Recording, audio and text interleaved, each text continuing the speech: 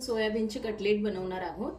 त्यासाठी सोयाबीन 1 तास मी भिजवून ठेवलेले आहे आणि ही 3 बटाटी आहे ती शिजवलेली आहे। आपण आता त्याच्यामध्ये खिसून घेणार आहोत।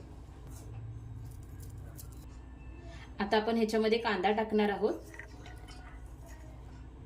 लाल तिखट, धने पावडर, गरम मसाला, मीठ, बाइंडिंगसाठी चण्याचं पीठ।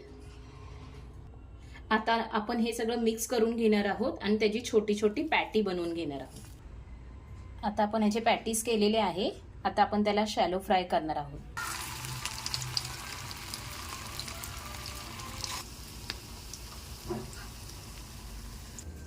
अशा प्रकारे आपले सोयाबीनचे कटलेट तयार झालेले आहे। ही रेसिपी तुम्ही नक्की ट्राय करून पहा।